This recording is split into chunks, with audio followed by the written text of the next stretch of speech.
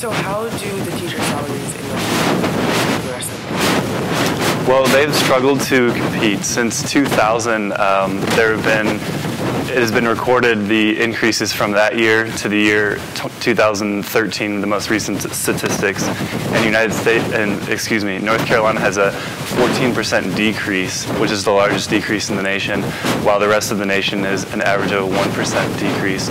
So obviously, that's a crazy, crazy difference. And even compared to closer states like Virginia, Tennessee, and South Carolina, North Carolina is about double their decrease. So it's an issue that that people are worried about and starting to realize is a big issue.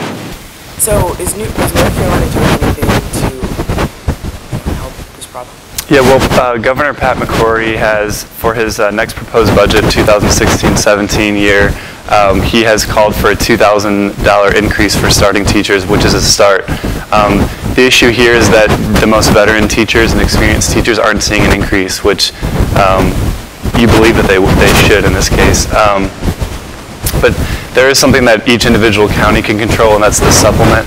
So you have the base salary of $35,000 for North Carolina teachers, and that is in turn supplemented by each county based on their budget and what they can afford. So right now, Alamance County is about the middle of the pack, whereas larger counties like Wake County and Mecklenburg that have more money are able to pay their teachers more in that supplement. So that's something that each individual county is trying to do, whereas the state might not be increasing that base. They can increase that supplement and make their teachers happy that way. And why do you think that North Carolina is so far behind other states?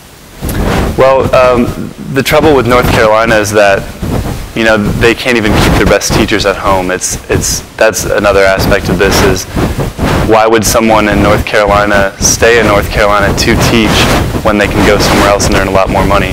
You have people here at Elon who are North Carolina teaching fellows who are required to stay in the state and teach for 4 years following graduation. But after that, the majority of them are leaving to go somewhere else and just cross the border to South Carolina and Virginia where they can earn a lot more money. So that's another part of this is North Carolina isn't keeping the best teachers because of the salary that is in place.